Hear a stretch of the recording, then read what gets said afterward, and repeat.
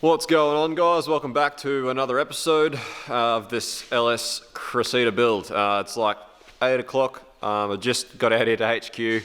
I worked all day. I didn't finish till late. For those who don't know, HQ is like a 2-hour drive from where I live, so pretty solid. I was gonna drag the Cressida up, but I couldn't be bothered trying to drag it up with the digger in the dark. So I just thought I'd start off a video by unboxing a few goodies that arrived for me this week. Alright, so first up I have here my conversion kit that came from KE Conversions. I'll put his Facebook in the description. He is local Southeast Queensland in Brisbane, and he actually does like a lot of conversion kits for all sorts of cars. He seems to be a really switched on dude. He actually, I ordered this on like a Thursday and it arrived on the Monday, so 2 business days was awesome. It was real quick, so open it up and have a look. So this is meant to be like engine mount adaptation plus gearbox cross member. So it's meant to basically be full LS conversion kit. Also with the LS, you have to space down the K-frame or the engine cross member. So he includes extended bolts and spacers for that supposedly. So, and this entire kit sent to me was $375. So I'll throw that in there too.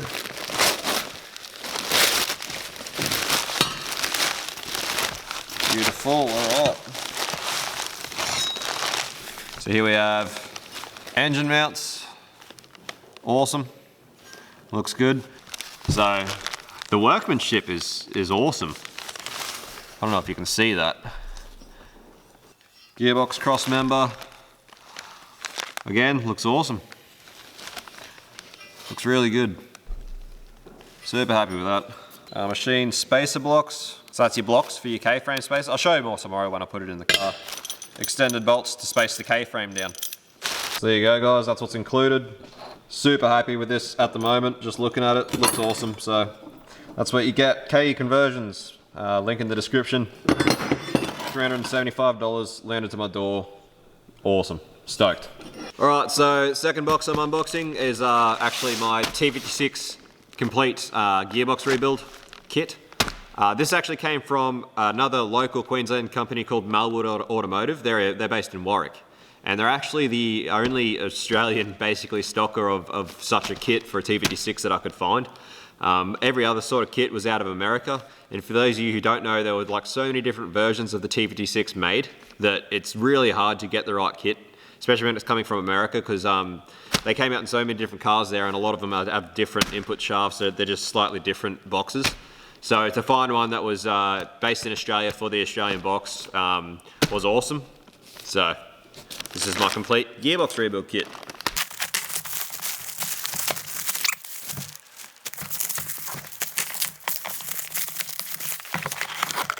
Lovely, big box of goodies. So there's plenty of goodies in this box. That's a shifter boot thing. What I did get from Melwood Automotive is the complete, like the high-end Sporter T56 kit. They offer 2 kits for the T56. They offer one which is just a basic bearing and seal kit, and another which is an extensive rebuild kit, which is what I've gone for here. So this is all seals, bearings. It also comes with keys and engagement springs, all sorts of stuff. Basically everything you need except for like synchros and that, which hopefully mine aren't too bad. So I also opted to get the complete shifter rebuild kit, which comes with obviously shifter boot and shifter bushes, so that your shifter's factory notchy and battery. So yeah, awesome stuff. Again, was shipped to me by them again in about 2 business days after it was purchased, which is awesome. And all of this gear together cost me $481 landed. So, which is also, as I said, it was hard to find one in Australia, and let alone find one so well priced in Australia. Even from America, they were a lot more expensive. So this is like all bearings, you know, heaps of cool stuff. I don't know if that is meant to be bent or not. It doesn't look too great. Hopefully not. That doesn't look very good. But anyway, so those are your keys, which often break in T56s. So it's basically like a keyway. They often break in the T56. They're a known weak component. Also, KE Conversions actually does a complete bolt-in clutch pedal assembly and brake pedal for the MX-83. As a lot of you probably already know, and if you don't, you're about to learn that the MX-83s all came automatic. The JZX-81s came manual, and that's pretty much, you could bolt that in, but obviously not many people are just parting out JZX-81s, and there's not that many of them around. So it's pretty awesome that he does that kit. That's what Adam's trying to get off him. He's just doing a bit more research and development on it at the moment, but I'm pretty keen to see that clutch when Adam finally gets one, because if I can't adapt my SS clutch pedal or the Land Cruiser clutch pedal that I have, that's definitely what I'll be going for. So there you have it, guys. My plan for this episode is actually to get the motor in box in the car, dummy it up so that I can get the trans tunnel bashed out wherever I need to make room, and then cut the tabs off the gearbox that I need to cut off, because I know there are a few little tags and dags you need to cut off the gearbox. So once my gearbox is cut and ready, then I can actually start rebuilding it, because when I rebuild it, I want to completely clean up the case and repaint it so that when I put it together, it's all fresh. So I want to have it already stuff cut that I need cut. So yeah, I'll get going on that in the morning. So see you then right now. Alrighty guys, it's a new day. I'm awake. It's very late. It's like 11:30. I slept like a baby until like 10 o'clock. So yeah, just exhausted. Obviously between this and work, I don't really have days off. So yeah, pretty hectic. But anyway, I'm nice and well rested now, so I'll get started on this thing. Also, for those of you who send me messages and stuff, I do apologize if I take like ages to reply, but out here at HQ, I don't have any like phone service or like reception. So if I haven't replied, it's not because I don't want to talk to you or because I'm lazy, it's just because I don't have service for like a few days at a time, but I'll get back to you when I can. Anyway.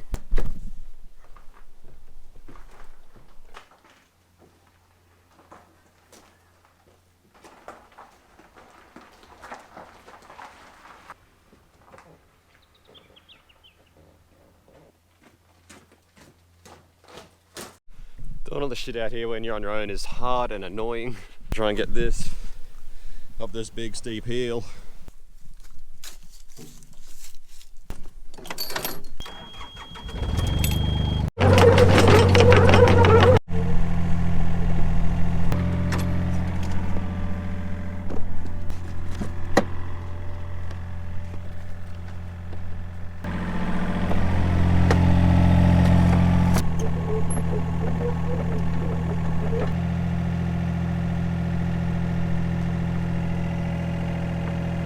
Try and push this wanker in there. Back.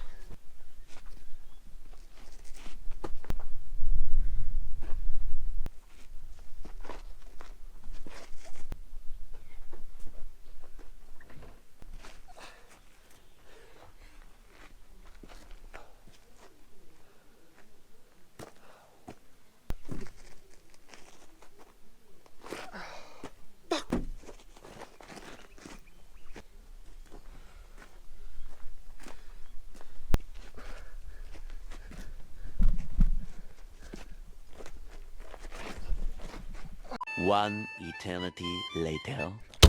I need to go to my quiet place.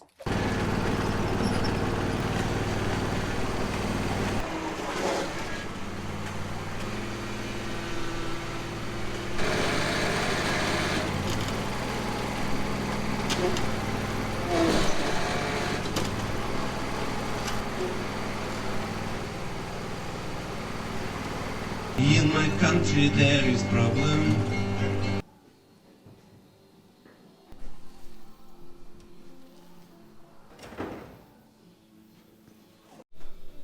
Done! And after all that, I'm ready to go to bed again. Right, so as you can see here, my MX-83 engine mounts are cooked. So I can't even really secure my motor in the car. It's just gonna have to sit there on these cooked mounts. I've got a lot of this front end apart. Got a bit of rust in the Rio, which I'm not really that worried about. I'm just sort of pulling it apart because I want to take all this aircon stuff out, because obviously I won't be running any aircon. So trying to get all that stuff out, trying to get everything out of the engine bay that I don't need, so everything's out of the way, so that I can just dummy this engine up and see how it's going to go. I've nearly got everything out of this engine bay that I don't need. Got rid of the condenser and fan and all that crap over here. This is just sort of factory power steering, cooling. So that just runs from rack on the low pressure side and then back into the reservoir. This thing had this oil cooler for the trans cooler already installed. It's a big PWR unit. Obviously for my oil cooler for the LS, I want to get something a bit more substantial that's got obviously a bit more flow. But I'm thinking about using this as a power steering cooler if I end up keeping my mechanical power steering pump. which is just going to depend on room. And if you didn't notice, I'm trying to sort of a new thing with this video where I'm not putting any time lapses in. Usually I always put time lapses in my videos just to me doing stuff. I figured it's like for the past 2 episodes of this series, I thought it was like a bit dry and a bit boring, just having so much time lapse footage. So let me know what you think about not having time lapse footage, or whether I should go back to doing a little bit of time lapse footage. I'd love to know your opinion.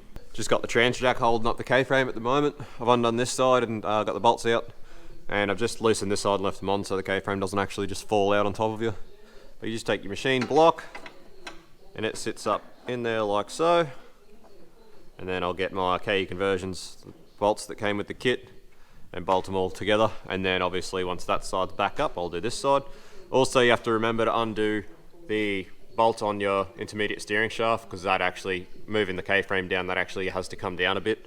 I'm going to see how much it actually has as far as engagement grabbing on the shaft. I may lengthen the shaft if I'm not very happy with how much engagement's there, but often like 15 mils not a long way, so often there's probably enough in the intermediate shaft to relocate it that far. Here's the old bolts. If you take them off and you find you bashing the bolts because you can't get them out, they actually have this little bolt that actually just bolts this down on the top of the rail. So if you can't get them out, maybe look at that. We're spaced down and we're tight. Just a little word of advice as well on bolts. Obviously you can see how long these are. Basically on any bolt I tend to always do up by hand. I don't like doing things up with a rattle gun, but especially bolts that are this long, they're very prone to torsion, and being so long, it's quite easy to snap them if you're doing them up with a rattle gun or something. So just on the ratchet with your hands, just nice and firm. That's all you need. You'll end up doing more damage than good with a rattle gun or trying to do them up way too tight. So just a word of advice there. Anyway, I'll drop this down and see what we've got as far as engagement on the steering shaft. If this trans jack could drop, this thing's a piece of junk. Ugh, piece of shit. Has been a piece of crap since we bought it. Anyway, better than holding shit up, I suppose. It is handy, I just wish we had a better one. We'll probably buy a better one day. So you can see here how far down that's moved.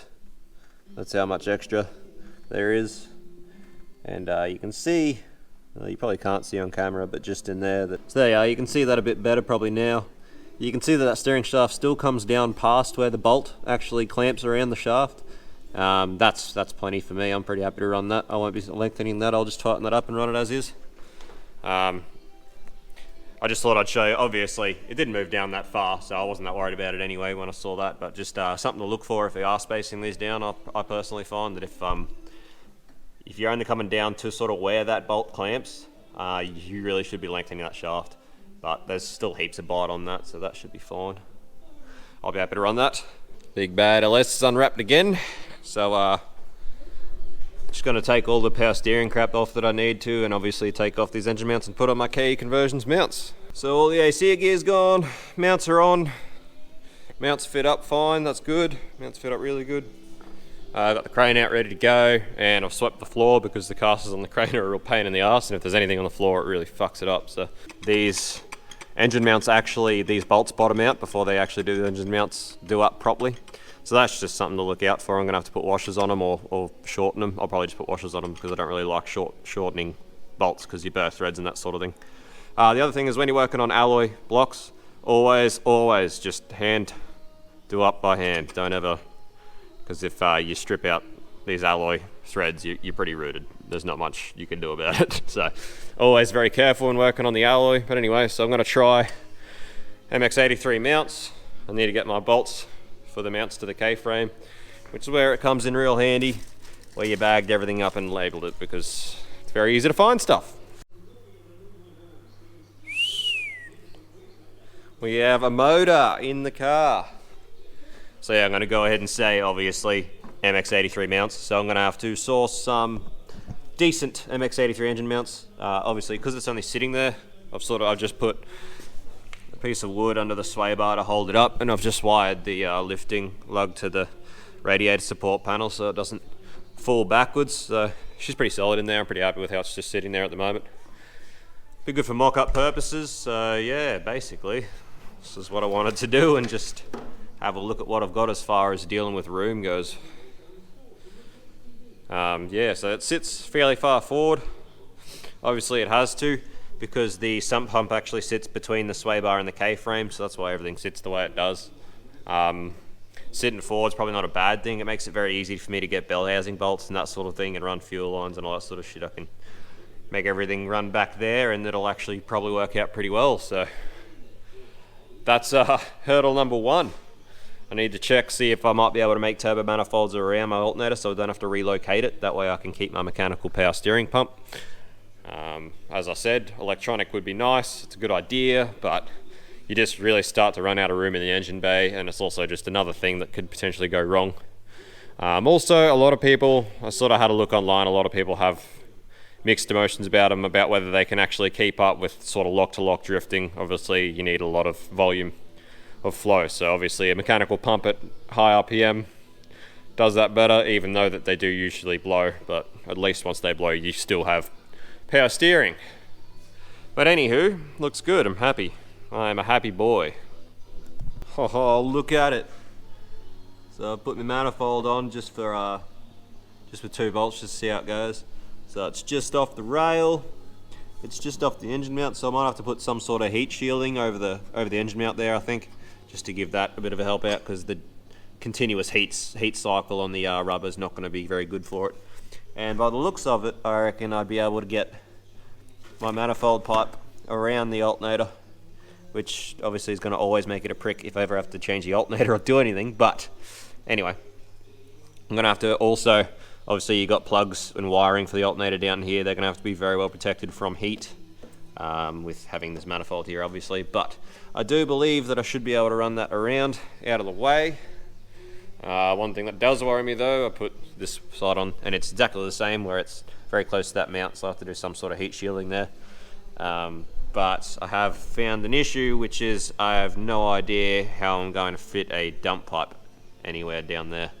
There is not really any sort of room for a dump, so that's a bit of a pain.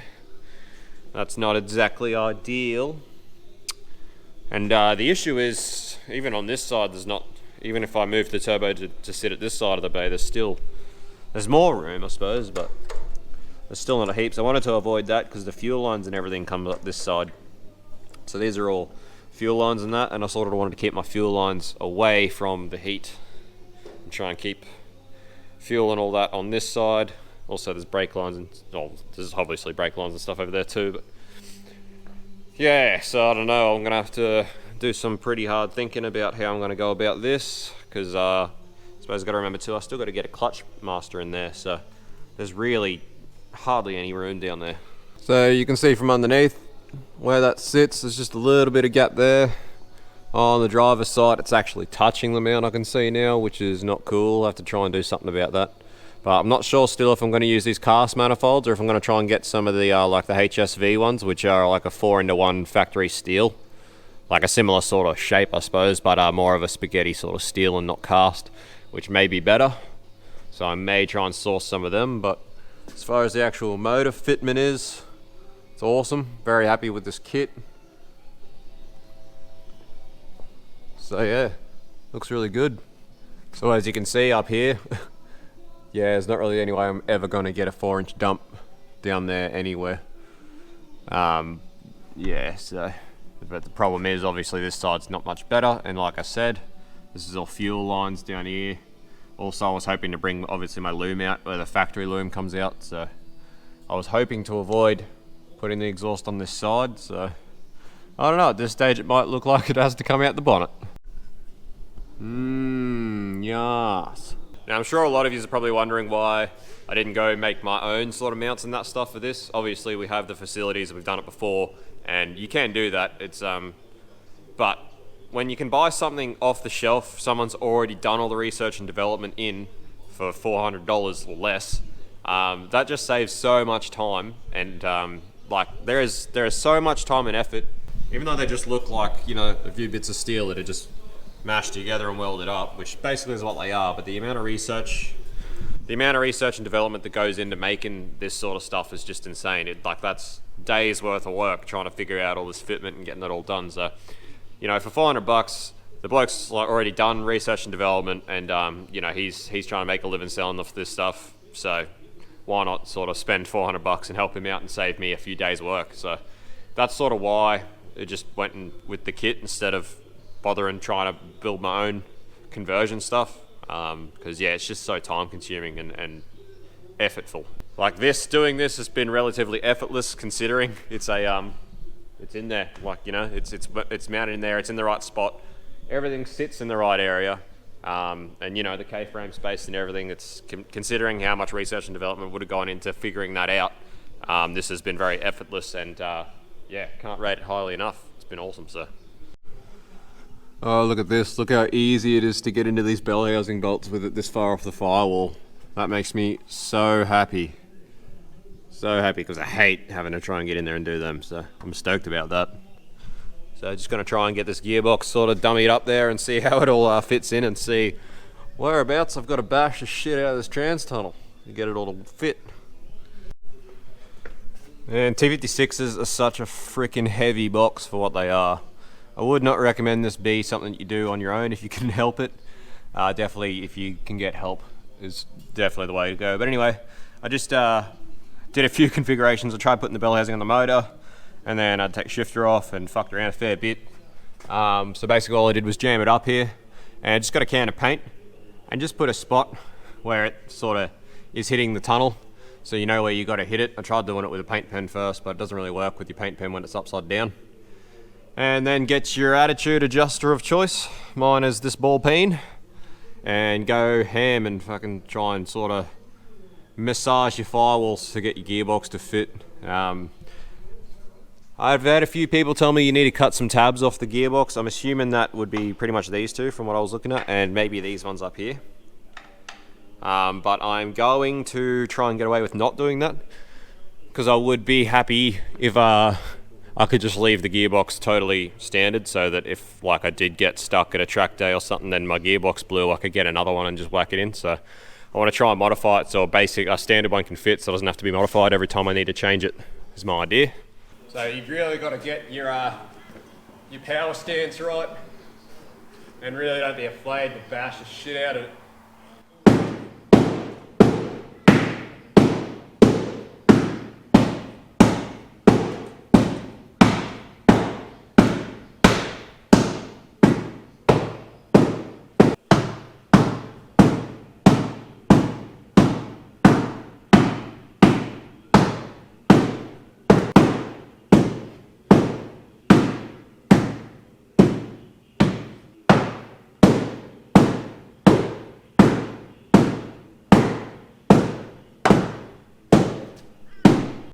Alright, so this is somewhat what it starts to look like when it's taking shape. So beat out a fair bit. I tried to get the gearbox back in. It feels pretty close, but I'm having a lot of issues with this gearbox jack, so I'm just going to modify it now. And if this doesn't fix the issue I'm having, I'm just going to fucking throw it in the dam, because it's a fucking piece of shit. Anyway, I'll try and modify it, see how I go.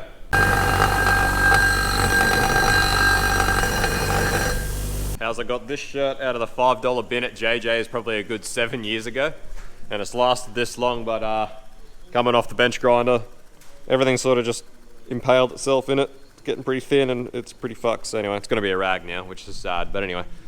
So what I had to do was, before these claws came down and this actually protruded like a little bit, there was a bit of a lip on it, like quite a bit. So I've just ground it down flat, because this webbing on the T56 runs directly in the center of the box, and because of that it could only sit one way on either side of that lip, which was giving me heaps of trouble trying to get it up in there and get it lined up properly. So I've ground that down so there's like pretty much no lip, so hopefully I can rotate the T56 on this and get it lined up and get it bolted in.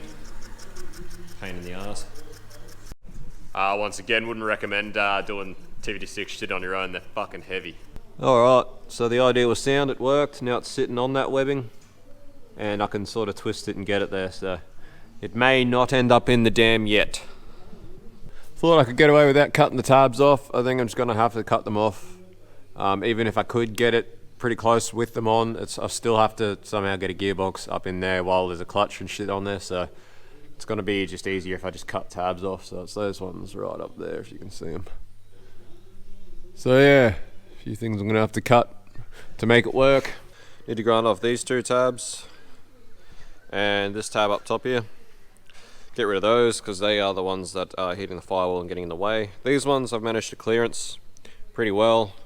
Managed to clearance that fairly well. This is hitting the top of the tunnel. There's not much more I can do with that about that except for beat it, and I'm going to clearance these a bit more too. But so you can see here, sort of clearance most of those there. I've got good clearance on these, and I've clearanced that thing at the back there. But yeah, the gearbox is hitting this at the top, and I don't think there's really a lot I can do about that. I've sort of beat it as hard as I can with the sledgy, so anyway, I'll grind these tabs off and try again and just see how we go. This is sort of what you're left with after you grind them off. Clean them up a little bit.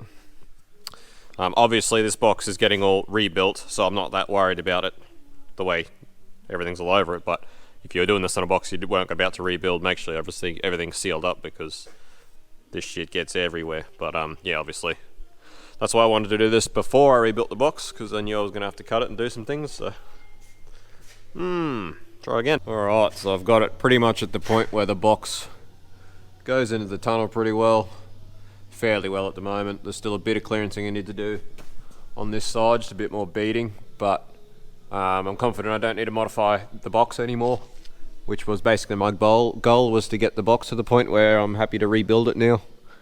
So I'm pretty much there now, which is great. So without doing time lapses, you probably haven't obviously seen just how many times I've had that box in and out now. It's been countless times bashing, putting it back in, pulling it back out, and every single time I've got to readjust it on that trans jack, and I tell you what, they are heavy pieces of shit. I'm just absolutely wrecked from doing this today. But I've achieved the goal that I set out to achieve this weekend, because I have a short weekend. I've got to go back to the coast tomorrow because I've got stuff on, so I only had today basically and last night, which I didn't do anything last night. So I've got here, box motor and boxes in. I've been able to sort of see what I'm dealing with as far as space and room goes. Box is modified to the point where it's going to be alright. I just need to do a little bit more tunnel work, but it's at the point now where the box can come out and get rebuilt. So that's basically going to be next point of call. It's getting the box rebuilt, and yeah, I suppose keep working on this motor. I need to obviously get some new engine mounts, some decent ones, so I'll work on that too. And yeah, start having a look at what's going to happen with pipes. So yeah, next thing to do is probably going to be rebuild that T56. I am going to do basically a spin-off like T56 rebuild series, bit of a how-to thing. So that'll be for this Cressy, but I'm going to do it separately, just because obviously people who want to rebuild T56s probably aren't searching LS1 Cressidas on YouTube to find out. So I'm going to be doing that. Unfortunately for the next sort of 2 weekends I got a fair bit on. I won't be doing much with this, so it's going to be taking a back seat for a little while, but I'll be back after the 2 weeks, and yeah, be getting into that. So as always, thanks for watching guys. Like, comment, subscribe, go follow me on Facebook, Instagram, all that crap. Yeah, appreciate everyone watching, keeping up with it. It's awesome. Obviously it's, as you see, it's pretty difficult to do on my own, but yeah, also yeah, drop a comment, let me know what you think about not putting time lapses in, or whether I should do it on the next one. Yeah, cheers guys, cheers for your help, and peace, catch you later.